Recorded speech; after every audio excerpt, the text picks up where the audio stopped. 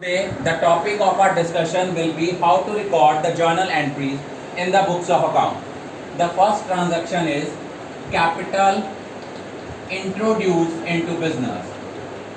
Whenever we introduce capital into business, देखो क्या होता है बेटा, आपने कोई भी ट्रांजैक्शन करनी है, हमने बिजनेस एंटिटी कंसेप्ट को फॉलो करना है. बिजनेस एंटिटी कंसेप्ट क्या कहता है? Business entity concept states that business and businessman are two distinct entities and we have to record all the transactions from the viewpoint of business, not from the viewpoint of businessman.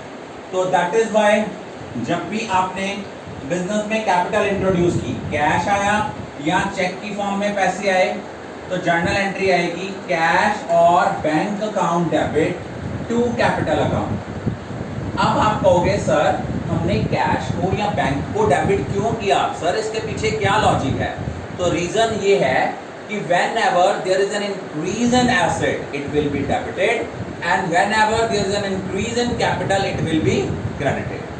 Cash और bank हमने debit क्यों किया? क्योंकि ये asset है और asset में increase होना होता है, मींस डेबिट करते हैं, और whenever आपकी कैपिटल इंक्रीज होती है उसको हम क्रेडिट करते हैं. फिर नेक्स्ट ट्रांजैक्शन आती है गुड्स की परचेज करना. अब गुड्स को परचेज करने के आपके पास दो ऑप्शन हैं, ईदर ऑन कैश और ऑन क्रेडिट. अगर हम कैश में गुड्स परचेज करते हैं तो जर्नल एंट्री बच्चा होती है purchases account debit to cash account, और अगर हम क्रेडिट पे करते हैं तो जर्नल एंट्री होती है purchase account debit to supplier account. अब आप जब कैश में परचेज करते हो, आप लोग उसमें परचेजेस में कैश में परचेज करते हो, एंट्री करते हो purchases account debit to cash. Purchase को डेबिट क्यों किया?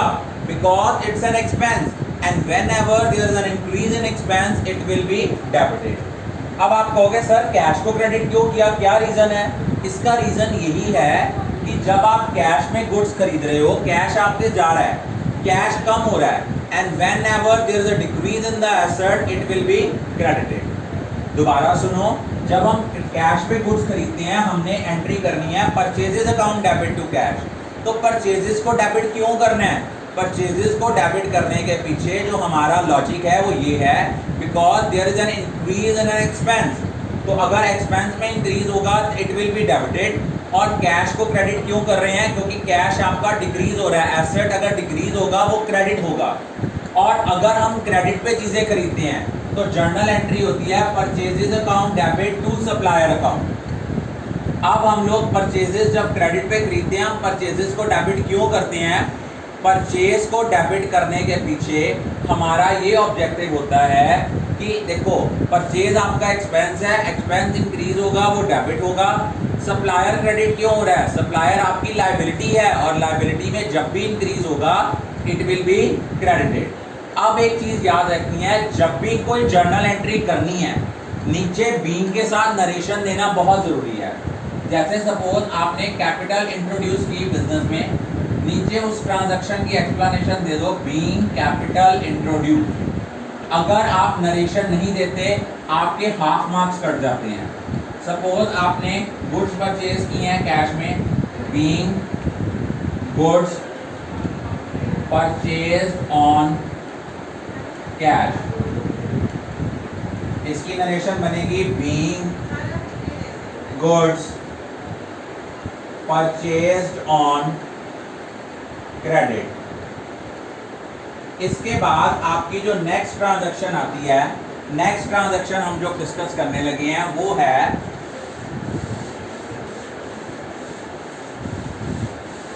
ध्यान से देखिए, सेल ऑफ गुड्स, कि हमने गुड्स की सेल की है. अगर क्या परचेज करने के दो मेथड हैं तो सेल करने के भी दो मेथड हैं. वो कौन कौन से हैं बेटा? One is either on cash और ऑन क्रेडिट. अगर आप कैश में गुड्स खरीदते हो, अकाउंटिंग इक्वेशन में बच्चे इसका क्या इम्पैक्ट आता है? कैश में प्लस और स्टॉक में माइनस, और आपका जो प्रॉफिट होगा उसको क्या करते हैं? कैपिटल में प्लस. जर्नल एंट्री बनेगी cash account debit to sales. अब आप कहोगे सर कैश आया, कैश को डेबिट क्यों किया? उसका रीजन ये है बेटा, कैश आपका एसेट है and whenever there is an increase in asset, इसको हम क्या करते हैं? डेबिट करते हैं। अब आप कहोगे सर सेल्स को क्रेडिट क्यों किया? क्या रीजन है? बेटा सेल्स आपका रेवेन्यू है and whenever there is an increase in the revenue it will be credited. और इसके नीचे नरेशन बनेगा being goods sold on cash। Is it clear? अगर आप क्रेडिट पे चीजें खरीदते हो, क्रेडिट पे चीजें बेच रहे हो, एंट्री क्या होगी? कस्टमर अकाउंट डेबिट या debtor account debit to sales. अब आएगा सर हमने कस्टमर को डेबिट क्यों किया? क्योंकि कस्टमर से पैसे लेने वाले हैं, डेटर आपके इंक्रीज हो रहे हैं और जिनको हम क्रेडिट पे गुड्स बेचते हैं उनको डेटर्स बोलते हैं। डेटर्स बेटा आपके एसेट्स होते हैं और जब भी आपके एसेट इंक्रीज होते हैं उनको हम डेबिट करते हैं। तो जर्नल एंट्री आएगी customer account debit to sale account.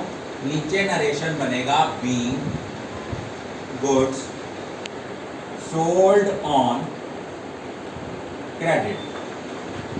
Is it clear? उसके बाद बेटा नेक्स्ट है आपका, आज हम लोग सिर्फ 6 ट्रांजैक्शन ही करेंगे। उसके बाद है डिपॉजिट कैश इनटू बैंक। जब आपने बैंक में पैसे डिपॉजिट कराए हैं, इसकी जर्नल एंट्री क्या बनती है? इसकी जर्नल एंट्री बनेगी, देखो वैसे भी बैंक में डिपॉजिट कराओ अकाउंटिंग इक्वेशन पे क्या इम्पैक्ट आता है? बैंक आपका इंक्रीज होगा, कैश आपका डिक्रीज होगा। तो जर्नल एंट्री आएगी bank account debit to cash account. Bank को डेबिट क्यों किया? बैंक का आपका एसेट है, इंक्रीज हो रहा है तो डेबिट होगा।